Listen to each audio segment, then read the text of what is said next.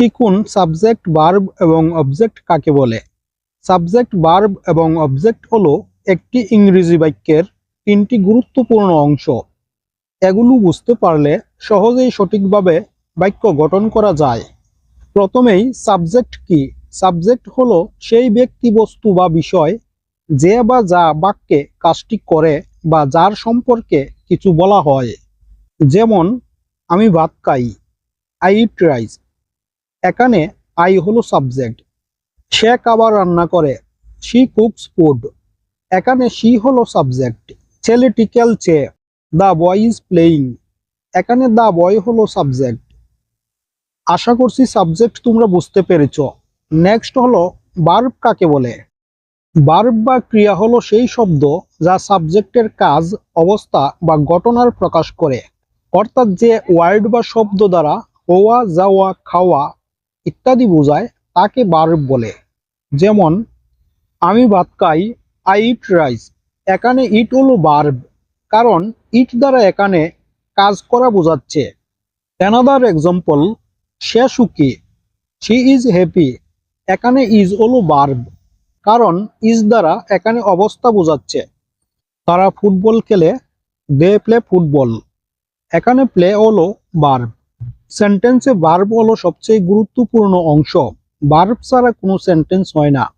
শুধুমাত্র verb use করে আমরা অনেক ছোটখাটো কথা বলে দিতে পারি। যেমন, কাউকে যদি বলতে চাই তুমি যাও, ইউ গো। কেউ যদি আমাদের কাছে থাকে কিংবা পাশে থাকে, তাহলে আমরা ইউ গো না বলে শুধু গো দিয়ে ইউ গো এর অর্থ প্রকাশ করতে পারি।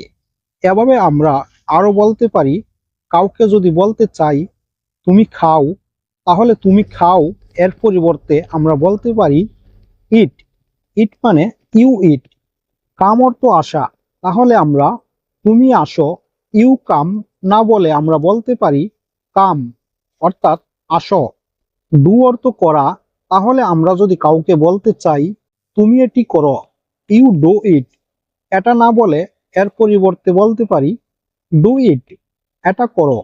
এভাবে আমরা শুধুমাত্র ভার্ব ইউজ করেও এ ধরনের ছোট ছোট কথাগুলি খুব সহজে বলে দিতে পারি। নেক্সট তোমরা শিখে নাও অবজেক্ট বা কর্ম কাকে বলে। অবজেক্ট হলো সেই ব্যক্তি বা বস্তু যার উপর সাবজেক্টের কাজটি সম্পন্ন হয়।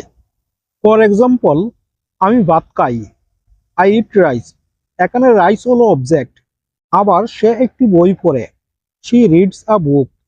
এখানে এ বুক হলো অবজেক্ট।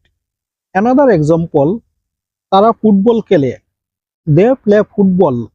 এখানে ফুটবল হলো অবজেক্ট। ডিয়ার লার্নার্স, এ ধরনের শিক্ষণীয় ভিডিও পেতে আমার চ্যানেলটি সাবস্ক্রাইব করে আমার সাথে যুক্ত থাকুন আর লাইক, কমেন্ট এন্ড শেয়ার করুন। Thank you for watching this video.